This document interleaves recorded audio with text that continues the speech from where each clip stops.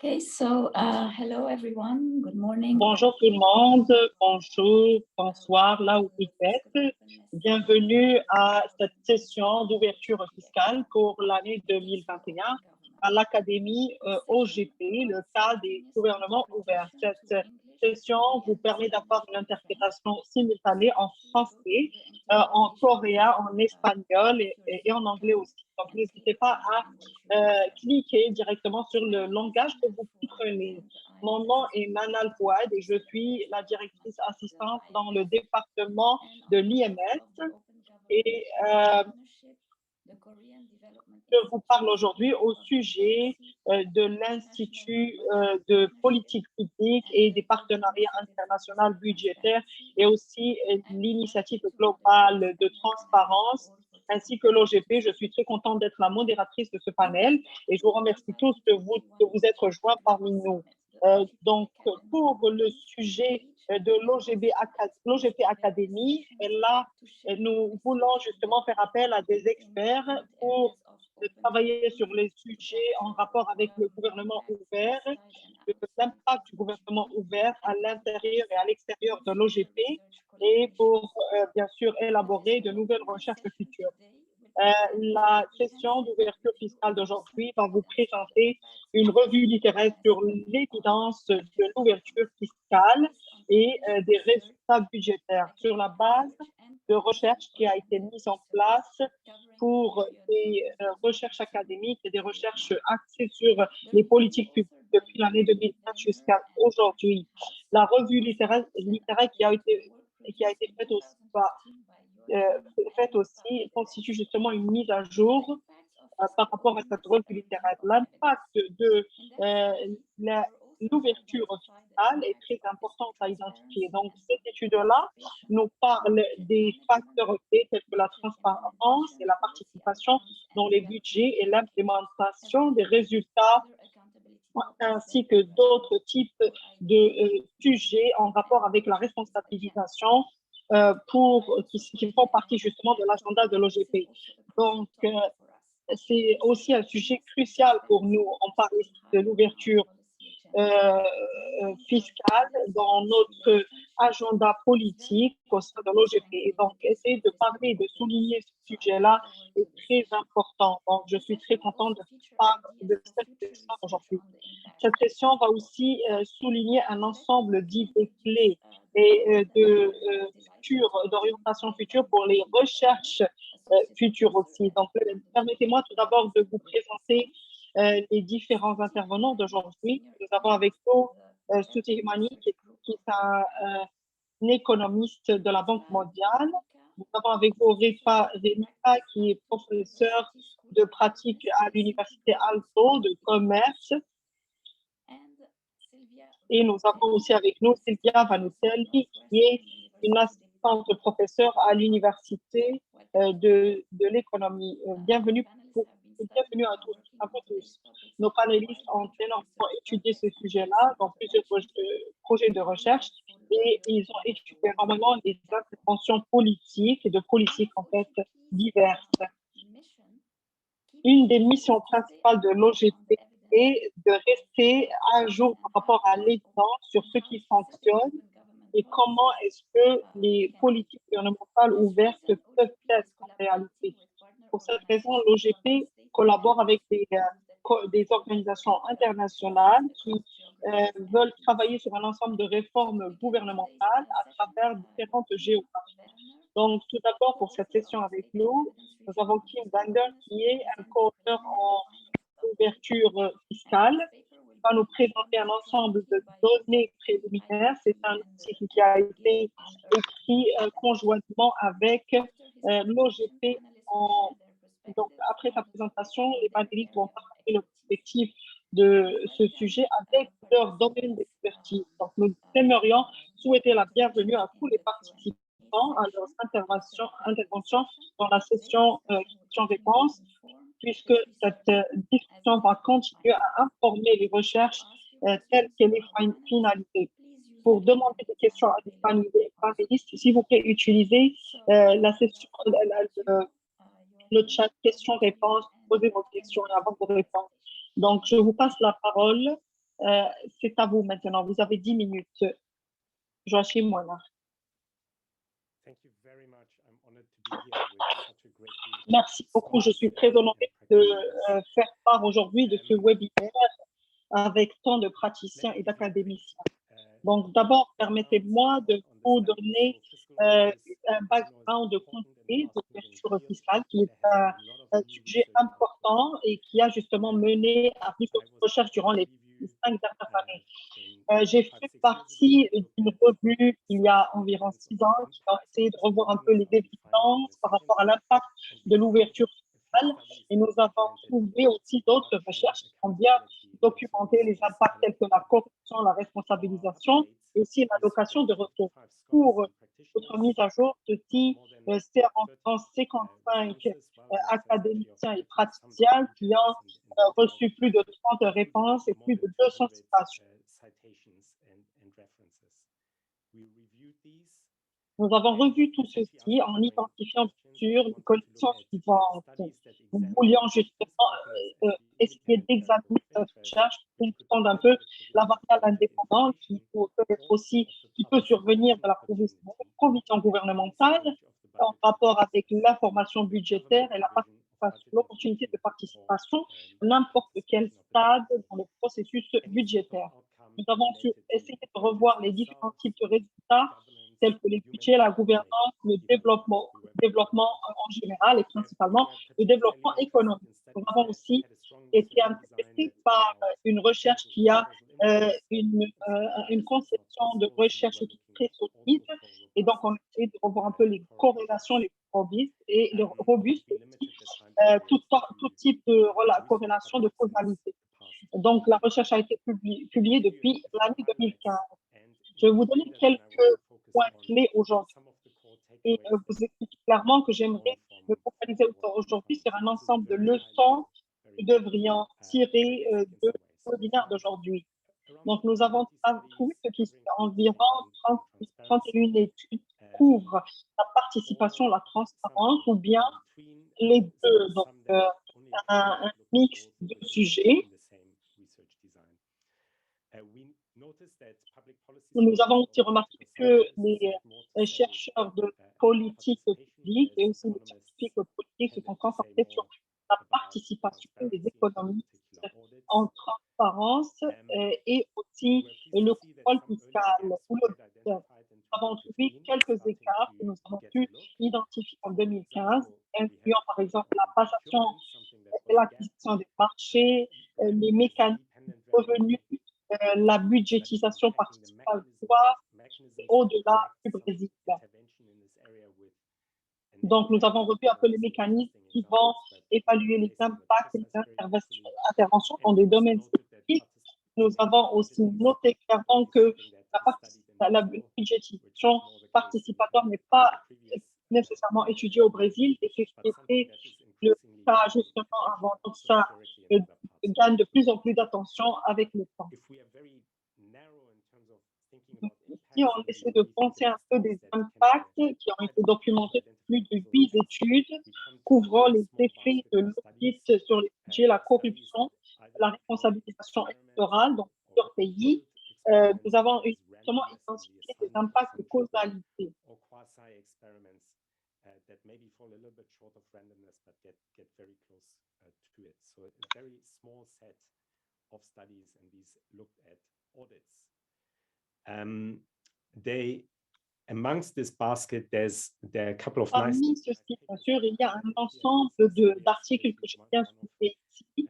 Et un des auteurs est aujourd'hui avec nous et elle a contribué justement à cette étude-là. Nous avons parlé principalement dans la qualité du contrôle et de l'audit qui est relié à l'indépendance de l'auditeur. Par exemple, un article de Valucelli a bien souligné les effets secondaires de la qualité de l'audit. Et ces études sont allées un petit peu au-delà des résultats traditionnels où ils ont essayé de chercher vraiment un nouvel angle, une nouvelle perspective. plutôt d'essayer de travailler sur, de parler d'un ensemble de recherches. J'ai essayé plutôt de souligner les points clés ou les idées clés et des leçons clés que nous avons collectées à travers cette revue littéraire. Tout d'abord, les chercheurs devraient pouvoir être en mesure de travailler plus avec le gouvernement directement. Donc, l'explosion maintenant des domaines de recherche et d'expérimentation, de transparence et responsabilisation inclut justement l'information budgétaire.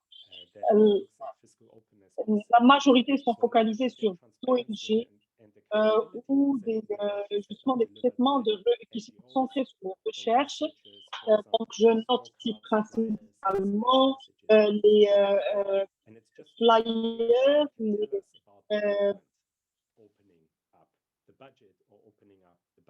donc les badges sont en train de s'ouvrir maintenant. On peut aussi montrer des tableaux de bord. Alors, la littérature n'est pas très expérimentale. Il est beaucoup plus limité en termes de travail dans ce domaine-là, dans les organismes gouvernementaux. Et donc, ce que nous voulons souligner aujourd'hui, c'est que nous avons besoin de beaucoup plus de travail expérimental en collaboration avec le gouvernement et en essayant d'évaluer le gouvernement directement et en essayant justement de comprendre la prise de décision des gouvernements. Le deuxième point, c'est que nous voulons essayer d'étudier des programmes avec un système budgétaire et avec un système aussi de gestion. Donc, les systèmes budgétaires peuvent nous ramener sur plusieurs processus et plusieurs axes et il faut s'assurer que ceci peut mener à une performance active et efficace plutôt. Les gouvernements se focalisent aussi sur l'identification de ces effets-là. Les expériences naturelles peuvent essayer de s'approcher de l'application de l'écosystème de responsabilisation, incluant le rôle des médias, de certains autres acteurs et parties prenantes et qui peuvent faire partie de ce système-là et qui peuvent justement participer à cette discussion-là. Il est important de pouvoir mettre en place une compréhension en essayant de combiner justement les facteurs et les processus qui sont inclus dans des contextes plus larges et qui peuvent affecter la performance. Il faut essayer aussi de faire des expérimentations qui suivent un programme logique focalisé et qui ont aussi un effet d'équilibre partiel, des expérimentations naturelles qui peuvent devenir encore plus proches de la compréhension de la responsabilisation des écosystèmes et l'inclusion du rôle des médias. Donc, en essayant d'aller au-delà de l'étude des programmes et des interventions individuelles, va nous aider justement à comprendre comment est-ce que les systèmes fonctionnent et comment performent-ils. Et le troisième point ici, en 2015, quand nous avons revu cet aspect-là, nous avons revu en fait la relation qui essayait de trouver une corrélation entre la participation et la transparence. Et il y a eu une recherche de Holken qui a systématiquement comparé l'efficacité relative avec la participation et la transparence. Un des messages clés que nous avons retenus, c'est qu'il y a bien sûr un contrôle à faire de manière descendante. Donc, il y a aussi une autre recherche qui a été faite par Gonzalez en 2020 qui réévalue la recherche de Holken et qui suggère justement deux substituts plutôt que deux compléments. Donc, la dernière suggestion aussi, c'est qu'il faut se poser la question suivante. Est-ce qu'on peut les considérer comme compléments ou des substituts? Si c'est le cas, lequel est beaucoup plus efficace et sous quelles conditions? Quelles sont les limites par rapport à la participation?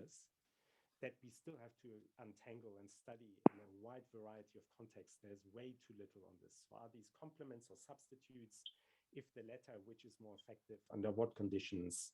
There's a whole range of questions left unexplored here. Il y a un ensemble de questions qui n'ont pas encore été répondues ici. Donc, mon dernier point, c'est qu'on doit être en mesure de comprendre un peu les contextes qui ont une capacité très minime, il faut essayer de comprendre les coûts d'opportunité. Donc, principalement, les performances de résolution.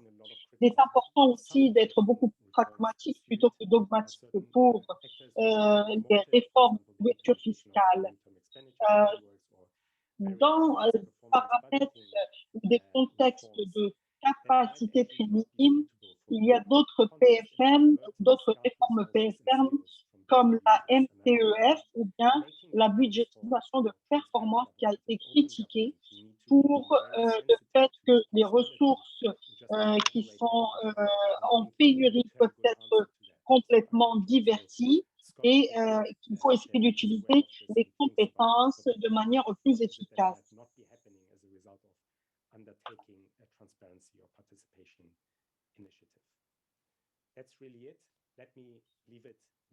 C'est le tout pour aujourd'hui. Donc, merci beaucoup. Et maintenant, je vais passer la parole au prochain. Merci.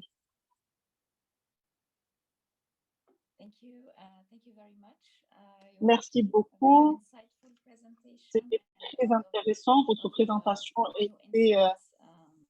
a présenté un ensemble de perspectives sur des sujets importants, incluant vos trouvailles par rapport à la fragmentation et comment est-ce que différents acteurs ou parties prenantes dépendent de cette fragmentation et la capacité qu'il faut prendre en compte, bien sûr, c'est très intéressant. Donc maintenant, j'aimerais passer à la première discussion. Donc, nous sommes avec nous Tuti, qui est de la Banque mondiale.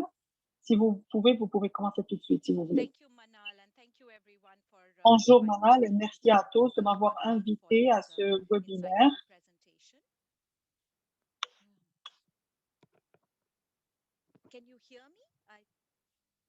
Pouvez-vous m'entendre clairement?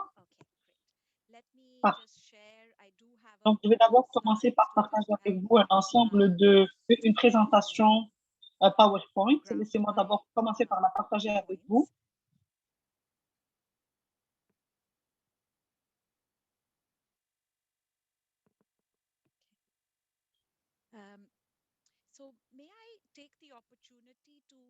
Donc, est-ce que je peux prendre l'opportunité de vous rappeler aujourd'hui ce qu'est l'objectif général de l'ouverture fiscale? J'aimerais d'abord vous suggérer que l'objectif est de travailler sur une idée vraiment globale de bonne gouvernance.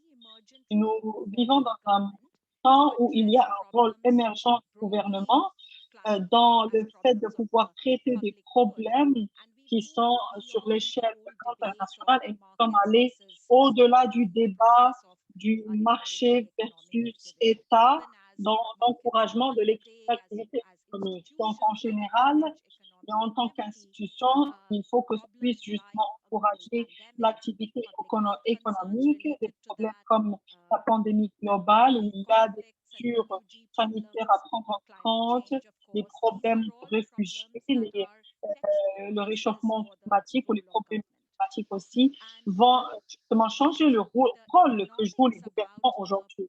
Donc, encore une fois, le comportement des gouvernements demeure moins développé en termes de transactions du marché. Donc, je voudrais d'abord commencer par vous, par essayer de résumer ce que j'ai trouvé. Donc, les agents politiques qui suivent justement des politiques publiques bonnes, il y a un rôle réémergent du gouvernement dans le fait de traiter des problèmes de justement ce qu'on appelle la marchandise ou le droit public qui sont au-delà des débats. Et donc, ce que l'ouverture, quand on parle de l'ouverture fiscale, on parle d'un moyen qui va nous permettre d'arriver à cet objectif global. Donc, on essaie de se demander ici, pour comprendre quel est l'impact de l'ouverture fiscale sur les gouvernements. On parle de différents aspects de l'ouverture. Donc, un aspect d'ouverture, justement, c'est ce que je vais appeler une démocratie beaucoup plus directe. C'est la participation directe des citoyens dans le fait de déterminer l'allocation du budget. Et la deuxième est en rapport avec la démocratie représentative qui utilise l'information disponible dans les budgets ouverts et la transparence publique pour essayer d'influencer le comportement des agents politiques et gouvernementaux. Donc, dans chaque recherche que nous avons examinée, nous avons essayé de répondre à la question suivante. Qui utilise l'information disponible à partir de la transparence fiscale? Pour quel type d'action et pour influencer quel comportement au niveau des autorités publiques? Donc, on a besoin de nous focaliser sur ce que la gouvernance fait et je pense que c'est quelque chose que je peux essayer de défendre encore plus parce que l'idée d'ouverture fiscale, ce que les développeurs de logiciels nomment open hack. Donc, quand, par exemple, on peut utiliser ces informations-là et la mettre dans des paquets différents et aussi donner le rôle à chacun des parties prenantes, incluant les ONG, la société civile, dans les gouvernements actuels. J'aimerais aujourd'hui reconnaître certaines limitations. Donc, la première limitation,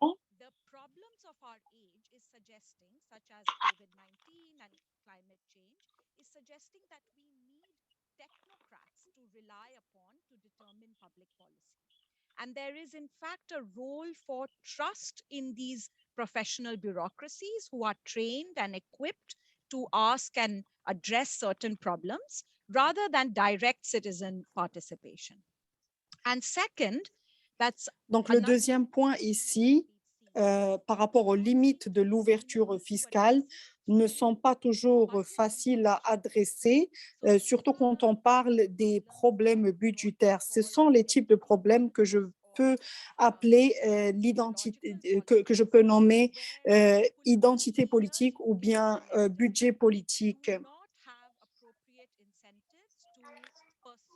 Donc, ils n'ont pas justement incentives appropriés pour le faire. Et maintenant, l'incentive est surtout d'essayer de diviser les gens à travers des identités différentes. Et donc, c'est encore plus pas clair que de comprendre que cette information ne peut pas adresser ce type de problème.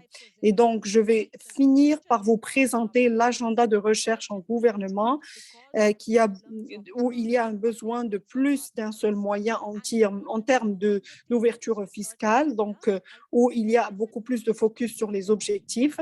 J'aimerais vous parler aussi de la conception du mécanisme. Donc, comment est-ce que les agences ou les relations entre les agences peuvent être conçues pour atteindre les objectifs d'un bon gouvernement. Donc, la conception du mécanisme est très importante aujourd'hui.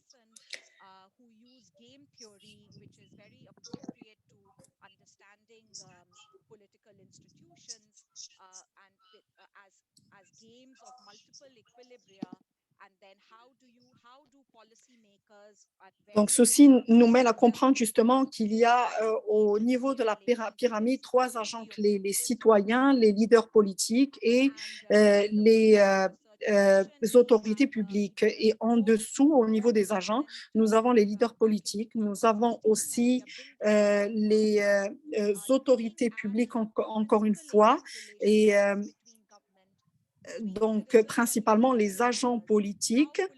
Et aussi, au niveau complètement bas de la pyramide, nous avons ce que nous appelons ceux qui procurent des services de frontline. Donc, il faut se poser la question suivante. Quel type de contrat peut être permis et dans ce type de relation, il y a toujours une règle par rapport à l'information. Donc, en ce qui concerne l'ouverture fiscale, c'est toujours intriguement lié à cet agenda global en gouvernance. Mais ma suggestion principale est de pouvoir faire la transition et d'être beaucoup moins micro-empirique et de se focaliser plus sur ces problèmes de confiance dans la bureaucratie publique, le rôle des contestations politiques dans la mise en place de préférences au niveau d'une société pour servir l'intérêt public. Donc, je vais m'arrêter ici. Merci beaucoup encore une fois de m'avoir invité. Merci beaucoup, Stuti, pour cette présentation très intéressante. Peut-être nous allons revenir à ces points-là tout à l'heure. Maintenant, est-ce que je peux faire appel à Retiva pour ses remarques et si elle peut bien sûr exactement respecter le temps avec 5 minutes. Merci beaucoup. Manal, je suis très ravie d'être parmi vous aujourd'hui et je vous remercie de l'invitation. C'est très intéressant de pouvoir justement suivre Stuti parce que Stuti a bien mis en place certains points clés, mais mes commentaires aujourd'hui vont être en rapport avec ce que j'ai étudié. Et donc, j'aimerais juste vous mentionner aussi que ce que vous voyez derrière moi, c'est mon université où je travaille, mais je suis une praticienne plutôt. Je suis très orientée vers les politiques, donc j'ai environ 9 points clés. Le premier point que je voulais mentionner est que c'est très intéressant de pouvoir conduire des analyses méta, mais je n'ai pas pu revoir ces problématiques-là depuis des années, même avec la manière avec laquelle vous l'avez perçu. Donc, mon commentaire est un peu différent de ce que j'ai déjà lu. En termes de développement économique, qui est mon domaine, j'ai travaillé beaucoup aussi dans l'éducation. Donc, et depuis que j'ai quitté la Banque mondiale, j'ai compris que il y a un ensemble, il y a des centaines justement d'expérimentations et de recherches et parfois votre tête peut carrément tourner avec ce nombre très vaste de recherches. Donc, dans mon travail en tant que professeur, principalement dans les domaines qui sont en rapport avec la réduction de la corruption. Et quand j'ai essayé d'enseigner ceci à plusieurs étudiants qui revoient un peu justement la responsabilisation électorale aussi, qui je considérais très intéressante. Et pour souligner ceci, c'est quelque chose qui me semble vraiment intéressant. Et je peux voir clairement à partir de votre document que c'est très apprécié. Donc, peut-être que maintenant, j'ai d'autres articles par rapport au même sujet. Dans le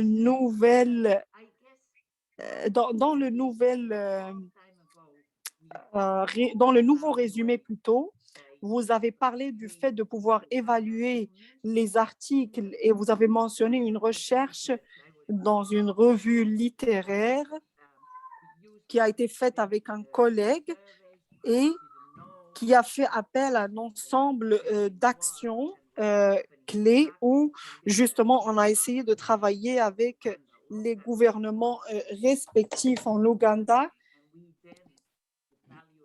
Et ici, on a essayé d'évaluer comment est-ce qu'on peut revoir l'utilisation avec l'impact dans le service humain. Donc, vous avez mentionné cette nouvelle revue littéraire, mais vous n'avez pas vu que dans d'autres recherches dans le même domaine,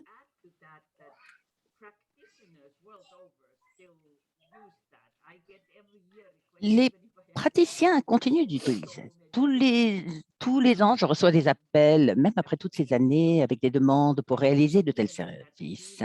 Ce sont les praticiens qui font cela. Les campagnes de journaux font cela dans des endroits où vous avez des capacités assez faibles au niveau de l'État. Et d'une certaine façon, ceci m'amène à poser la question, dans quelle mesure est-ce que ces recherches, etc., influencent ce qui se passe? Ce qu'il y a, c'est qu'aujourd'hui, on ne peut pas publier si vous n'êtes pas en mesure de démontrer une causalité. Donc, cela devient un problème et je pense que je suis entièrement d'accord avec vous, Joachim. Vous avez souligné dans votre présentation, même plus que ce que je n'ai tiré du projet de papier, d'article, je suis d'accord avec vous qu'il faut travailler avec les États sur des choses réelles plutôt que des expériences inventées par des chercheurs, bien sûr dans les pays riches, où ce type d'activité, ça ne vous amène pas bien loin. Et maintenant que je travaille beaucoup en Finlande, différents essais de contrôle sont devenus plus populaires, pas en économie du développement, mais c'est en train d'arriver. Cela se fait, mais personne ne rêve de mener des expériences sans avoir un programme réel. On ne pense même pas au fait de faire de la recherche avec simplement sa propre interprétation. Et même dans un contexte de lumière, si vous voulez, ce n'est pas facile de mettre en place ces activités conjointes où on peut faire ça. Mais une fois que vous les avez, ça peut être très puissant. Donc là, je suis tout à fait d'accord avec vous. Une autre chose que vous avez indiquée dans l'article, vous encouragez, vous aimeriez voir les chercheurs examiner voir la participation et l'engagement. Donc, ça, c'est une cause perdue parce qu'il y a tellement de causes de facteurs proches, de facteurs proches, de facteurs proches. Si vous pensez à la mortalité ou l'éducation, il y a tellement de centaines de problèmes qu'il n'y a aucune façon. Il faut des millions d'observations pour arriver à voir la puissance statistique qui vous permettrait de voir cette ouverture, pour avoir un impact, de façon à avoir un impact sur les résultats de développement humain. Alors, mon 7e point sur les 9, c'est que lorsque je lisais votre article, j'ai pensé, eh bien, comment est-ce qu'on a réfléchi à la dépense publique? Avant, c'est peut-être dépassé, mais avant, on pensait, eh bien, qui a le budget? Ensuite, il y a des études. Bon, elles n'étaient pas très bonnes parce que l'incidence était mesurée par les personnes donc, qui faisaient les dépenses. Enfin, vous pouvez dire à ce moment-là que peut-être… Alors, et permettez-moi de dire, bon, je vais commencer comme ceci, les 4 problèmes auxquels on pense. Et ensuite, je vais commenter à partir de la perspective de votre article. Alors, qui a le budget? Ensuite, l'incidence. Est-ce que l'argent arrive bien aux bénéficiaires? Alors, il y a un suivi de dépenses, etc. Ensuite, on arrive à la prestation de services. Est-ce que les services fonctionnent? Alors, depuis plus de 10 ans, je travaille sur les indicateurs de prestation de services avec les comportements. Qu'est-ce qu'ils font? Est-ce qu'ils savent de manière empirique? Ma préférence a été de me focaliser sur des comportements de ce type. Et enfin, quatrièmement, la demande. Est-ce que les foyers demandent et utilisent les services? Donc, d'une certaine façon, dans ce contexte, si vous regardez simplement la transparence et la participation des budgets, cela apparaît comme un agenda limité.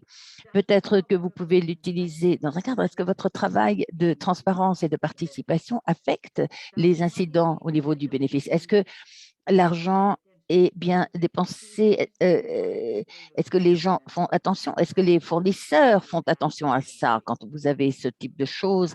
Et est-ce qu'ils travaillent mieux? Ou est-ce que ça impacte les foyers, par exemple, par rapport à leur demande de services? Je ne sais pas si ceci peut aider, mais j'essayais simplement de réfléchir. Je cherchais un cadre. Stuti a donné un cadre excellent. Ça, c'est une façon. Donc, moi, c'est un niveau plus bas, donc comme type de cadre. Alors, les services, donc en 2004, il y avait un plan pour les personnes défavorisées. On ne parlait pas des agents principaux, mais en fait, c'est ça, c'est les relations de responsabilisation. C'est les politiques, c'est le contrat gestion, mise en œuvre des pouvoirs. Vous avez la finance, la délégation de finances. On avait toujours dit que c'est ce qu'il fallait pour avoir des relations comme ça de responsabilisation. Et d'une certaine façon, vous parlez de finance. Vous apportez la puissance du client dans la finance. Dans le développement, on pensait en quelque sorte intégrer ça dans la prestation de services. Dernier point, vous avez souligné les systèmes et surtout en économie, c'est très difficile actuellement de faire du travail sur les systèmes parce que le besoin de travail au niveau micro, c'est ce qu'il faut. Sinon, vous n'allez jamais être publié. Mais je voulais mentionner quelque chose dans quoi j'ai été engagée depuis quelques années. C'est un énorme programme qui s'appelle RISE, donc une amélioration des systèmes d'éducation. C'est Lyle Pritchett qui dirige ce programme. C'est un programme énorme de plusieurs millions, $1 million, donc uniquement de la recherche.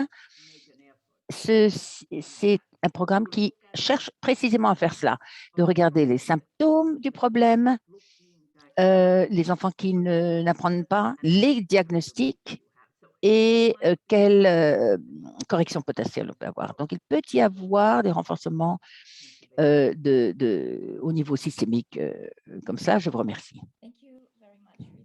Merci beaucoup, Ritva. Oui, commentaire vraiment qui complémente tout à fait celle de Stuti. Je vais inviter maintenant Sylvia et je rappelle au public que vous pouvez poser des questions dans le chat. Sylvia, je vous passe la parole. Merci beaucoup. J'aimerais partager mes transparents. J'espère que vous les voyez. Merci tout d'abord de m'avoir invité. Je suis ravie d'être ici. Et merci d'avoir inclus mon article dans cette revue. Cela me touche beaucoup parce que ça donne l'impression peut-être qu'on fait quelque chose d'utile. Donc, dans ce type d'événement, c'est vraiment le contexte idéal pour vraiment se sentir utile. Alors, j'aime énormément cette étude et elle m'a beaucoup inspirée pour ma recherche future. Je pense que les révisions du point de vue économique en économie ne sont pas suffisantes et pourtant elles sont cruciales pour comprendre dans quelle direction il faut aller. Donc, je vais répéter un certain nombre de points qui ont été soulignés dans les discussions précédentes, mais permettez-moi d'abord de souligner pourquoi je pense que nous avons besoin de cette ouverture. Je considère l'ouverture fiscale d'être un outil de responsabilisation, de responsabilité du gouvernement à tous les niveaux, la relation principale agent qui peut se passer à différents niveaux de l'État. Et plus spécifiquement, je pense que l'ouverture fiscale peut nous aider à résoudre les règles par opposition à l'échange, coup pour coup, en quelque sorte, élément pour élément. On peut penser par exemple que c'est une bonne idée de rédiger des règles qui contraignent les allocations budgétaires, mais on sait ce qu'en est le coût lorsqu'on ne peut pas lorsqu'on ne peut pas prendre des décisions un peu flexibles, lorsqu'il faut répondre aux besoins des citoyens. Donc, il faut avoir un certain niveau aussi de discrétion, enfin de marge, mais ceci vient aussi avec un coût. Donc, le fait d'avoir des outils, la responsabilité et améliorer cette solution de donnant-donnant. Et la responsabilité devient particulièrement importante dans les moments où par exemple, un moment comme celui que nous vivons actuellement, après la crise du Covid, où nous sommes en train d'injecter énormément d'argent dans les gouvernements locaux, et peut-être que nous avons besoin de dépenser cet argent très rapidement, donc les règles ne sont plus aussi serrées, nous ne pourrons pas forcément contrôler la manière dont cet argent est dépensé. Il peut y avoir aussi des conflits locaux, comme vous l'avez souligné dans la fin de notre discussion, où nous pourrions peut-être ne pas être capables, nous n'avons peut-être pas les institutions suffisamment fortes pour décourager les comportements corrompus, donc il faut avoir d'autres moyens de contrôle sur ces éléments. Donc, en fin de compte, ce qui importe le plus, et je pense que la revue essayait d'arriver à ça, c'est de comprendre les terminaux de cette ouverture fiscale et voir qu'est-ce qui est le plus utile. Donc, dans mon domaine d'expertise principal, c'est le suivi des audits, parce que je pense que c'est très important dans ce sens que les auditeurs jouent un rôle double, à savoir, ils sont utilisateurs de l'information qui est fournie par l'ouverture fiscale parce qu'ils examinent les budgets qui, autrement, ils ne pourraient pas voir s'ils n'étaient pas ouverts, mais d'un autre côté, ils sont fournisseurs d'informations supplémentaires, dans ce sens qu'ils agrègent l'information qui est fournie par l'ouverture fiscale et qui en soi ne sont peut-être pas suffisamment utiles. Ils agrègent cette information pour deux types d'agents. D'abord, pour les agents spécialisés, des institutions qui ont peut-être des contraintes de capacité, qui ne peuvent pas examiner tous les budgets indépendamment, mais ils agrègent aussi pour un type donc moins compétent, mais des parties prenantes essentielles cependant, à savoir des citoyens qui ne sont peut-être pas capables de lire un budget, mais qui ont besoin donc de cette agrégation. Donc, ces auditeurs sont des intervenants clés et dans cette étude, mon expertise s'est focalisée sur une mise en lumière du fait que la conception de l'institution de suivi, de surveillance est très importante. Ce que je démontre, c'est que si on n'assure pas l'indépendance des auditeurs, la qualité des audits, eh bien, en fin de compte, la capacité fiscale de l'État est compromise. Il y a des façons très simples qui permettent au gouvernement de modifier la conception de ces institutions pour assurer ce résultat.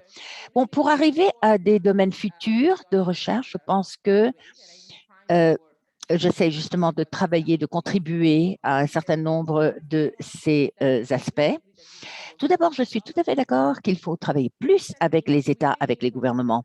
Il faut mieux comprendre ce qu'est l'objectif de l'argent du gouvernement. Par exemple, dans de nombreux contextes, il y a un problème de relations intra-gouvernementales, tel niveau, tel autre niveau de l'État. Il faut vraiment comprendre ce que sont les échanges qui, au niveau des politiques et les législateurs eux-mêmes, lorsqu'ils décident par rapport à une institution, ils doivent tenir compte du fait que d'autres agents au sein du gouvernement pourraient peut-être réagir par rapport à tout ça. Donc, si on veut vraiment travailler avec les États pour développer de meilleures politiques, il est très important de travailler sur le fait de mieux comprendre qui sont les parties intéressées, les parties prenantes. Ensuite, il faut passer du programme au système. Il faut avoir, comme on disait plus tôt, un mécanisme qui donne une perspective. C'était ça le but en fait de mon article, c'était de réfléchir au rôle de la conception institutionnelle et comment différents types d'institutions peuvent affecter la qualité de l'audit et donc l'efficacité de l'ouverture fiscale. Je pense que le troisième point est un point très intéressant, mais également très difficile. Comme je l'ai dit, l'engagement des citoyens, ce n'est pas évident parce que ceci dépend de la qualité, de la fiabilité de l'information et de la manière dont cette information est traitée. Et enfin, je pense que comprendre les échanges, je travaille là-dessus actuellement, je travaille par exemple sur les audits aux États-Unis et pour voir si les audits fonctionnent bien. Il faut penser à la valeur de l'audit mais ça, c'est en fonction des contextes. Il y a des contextes dans lesquels nous avons déjà des institutions très fortes et où les audits sont une charge supplémentaire bureaucratique qui ne rajoute pas beaucoup de choses parce que nous avons déjà des institutions qui sont suffisamment fortes pour éviter la corruption. Ou alors, un autre cas, vous avez des audits, mais si vous êtes dans un pays où vous ne pouvez pas mettre en œuvre les conséquences d'un audit, à ce moment-là, les audits ne servent à rien, même s'il y a énormément de corruption découverte et on pourrait penser que donc, et cette information est disponible. Donc, tout ceci est crucial. J'espère que nous pouvons tous travailler ensemble pour faire avancer donc notre compréhension. Je vais m'arrêter là. Je vous remercie beaucoup. Merci beaucoup, Sylvia, et merci d'avoir, de manière très claire, donné les résultats de votre recherche. C'est très intéressant et très utile. Nous n'avons que quelques minutes pour les questions-réponses. Il semble… Donc, alors, il y a une question. Qu'est-ce que le gouvernement ouvert utilise comme bâton par rapport aux États pour permettre aux citoyens d'avoir des clartés? Je ne sais pas si quelqu'un souhaite répondre à cette question. Joachim, peut-être? Je ne suis pas sûre d'avoir tout à fait compris.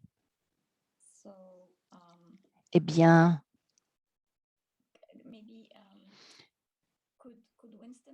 est-ce que Winston pourrait clarifier la question? Et en attendant, nous avons quelques minutes seulement qui nous restent. Je ne sais pas, Joachim, si vous souhaitez réagir aux différents points qui ont été soulevés brièvement.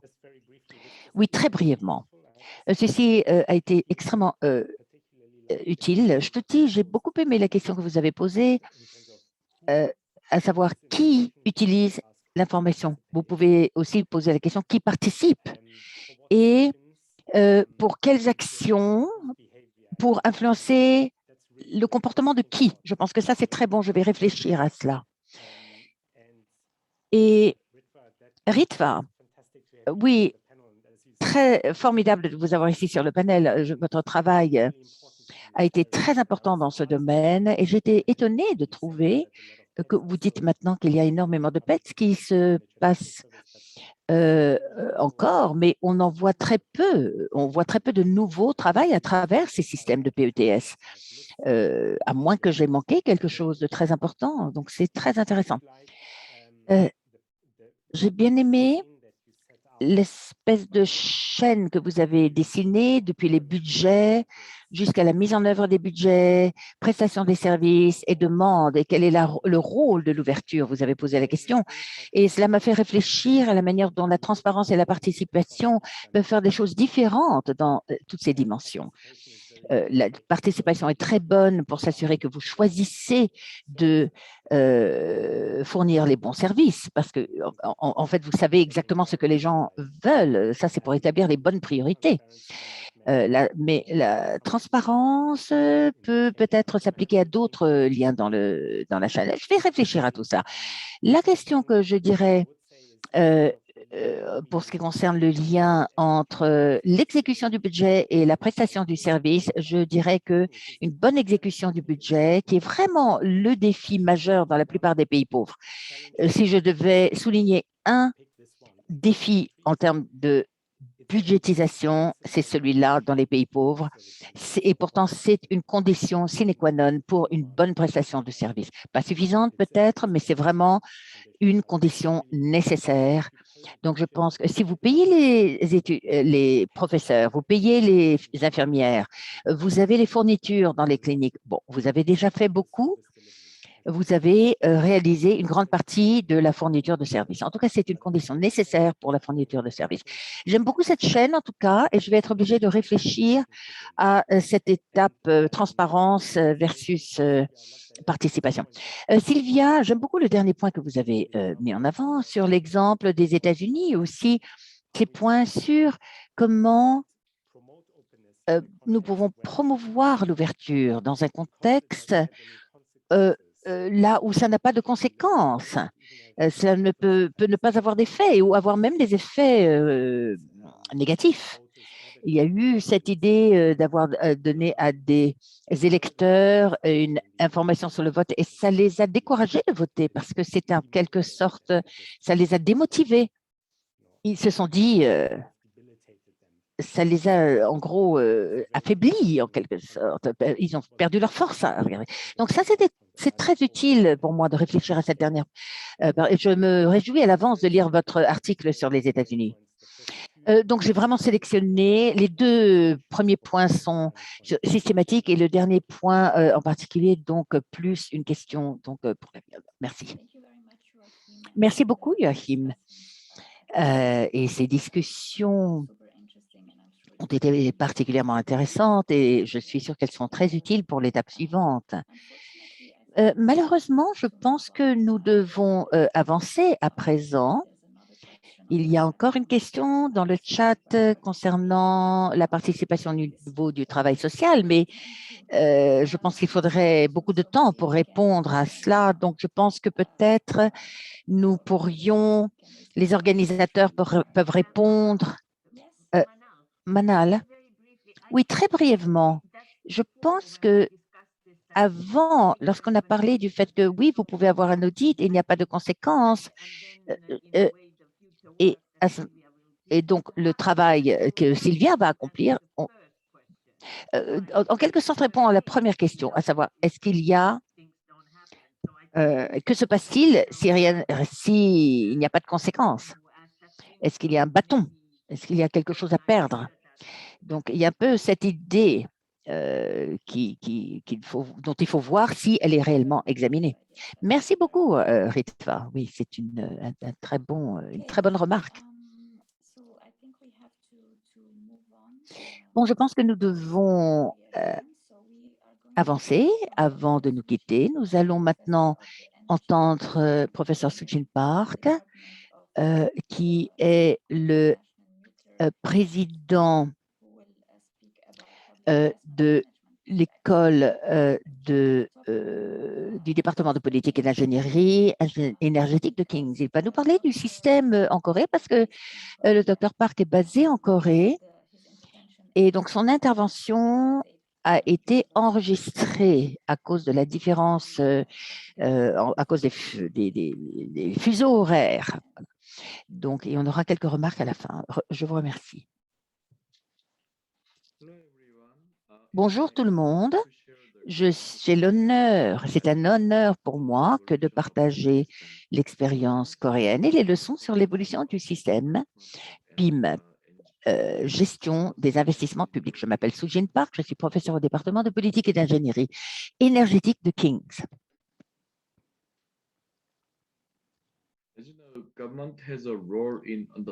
Comme vous le savez, le gouvernement a un rôle à jouer dans les investissements publics. Le défi consiste à s'assurer que les investissements publics sont transparents, efficaces et permettent d'en avoir pour son argent, entre autres raisons, afin de minimiser le besoin en matière d'imposition ou d'emprunt. Plus précisément, les objectifs de la gestion des investissements publics sont une discipline budgétaire agrégée, donc globale, et l'efficacité des allocations et l'efficacité technique. Désolé. Donc, le PIM en Corée, au cours de la période de développement économique rapide au niveau national, a été étroitement lié à une série de plans quinquennaux pour le développement économique. Mais ces plans de développement se sont trouvés affaiblis en tant que principe directeur pour la localisation des ressources en raison de la diversité et de la démocratisation de la société coréenne. Le gouvernement coréen a lancé un système PIM, donc gestion des investissements publics, comme vous le voyez sur le tableau, qui s'appelle Total Project Cost Management, TPCM, gestion globale du coût du projet, et ce, en 1999. Bien qu'il ait été introduit en vue de vérifier les coûts des projets d'investissement individuels, il a été signalé en raison d'une approche en silo qui manquait d'optimisation exhaustive en raison de la gestion fragmentée de l'investissement public. Même avec le TPCM, donc gestion globale du coût du projet, les ministères ont mené leurs propres études de faisabilité sur les grands projets d'investissement. Les études de faisabilité étaient réalisées sous la supervision de chaque ministère. Elles manquaient d'objectivité et de fiabilité et il n'y avait pas de ligne directrice uniforme et normalisée. Il en a résulté une grave sous-estimation des coûts et une surestimation des avantages. Sur 33 projets, un seul a été jugé irréalisable entre 1994 et 1998.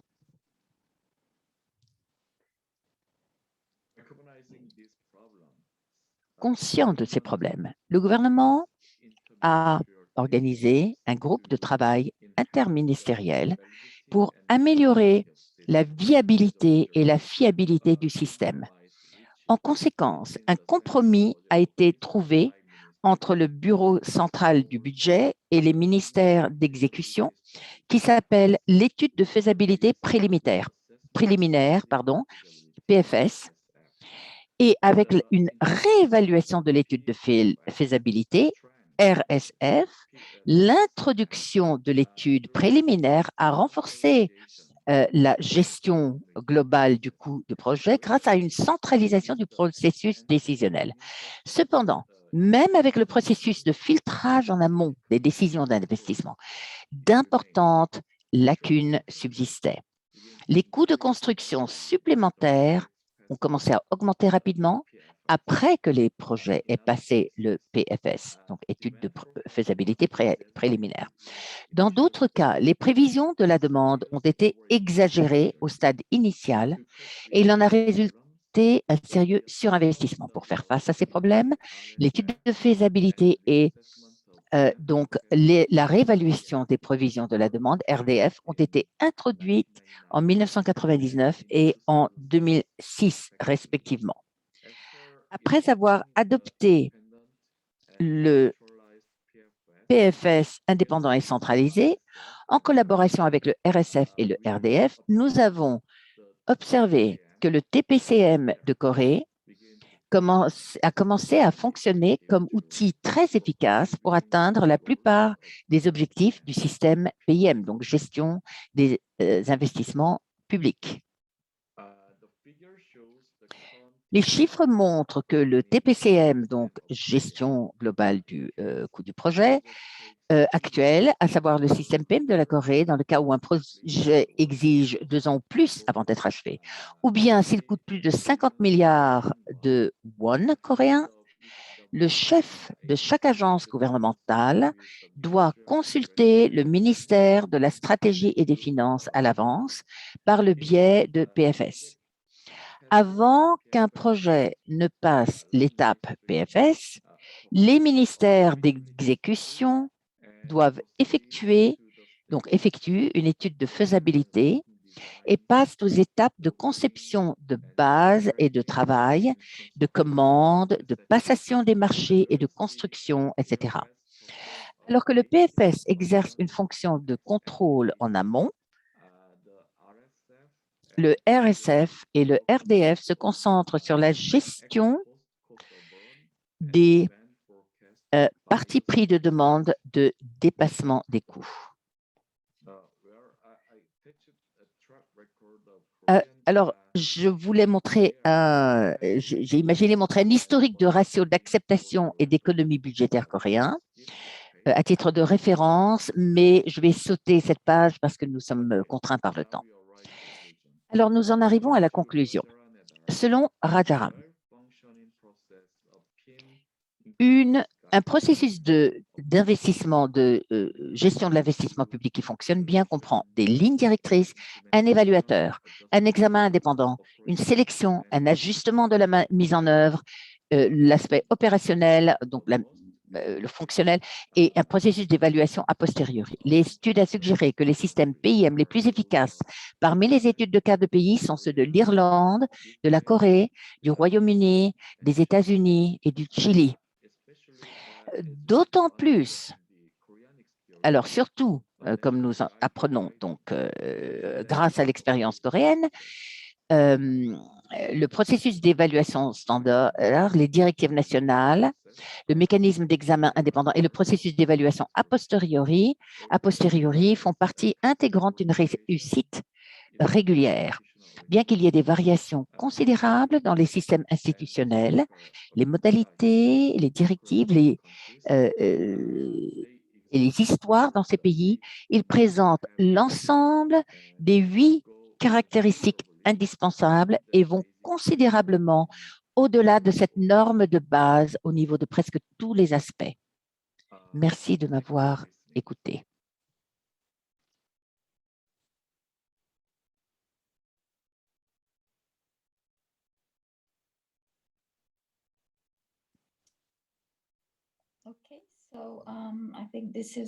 Eh bien, la Corée est un exemple formidable, effectivement, d'une gestion forte de l'investissement public. Nous sommes arrivés à la clôture de notre événement. J'aimerais encore une fois remercier tous nos intervenants et les participants qui ont participé de manière très engagée dans cette session sur l'argumentaire en faveur d'une ouverture fiscale.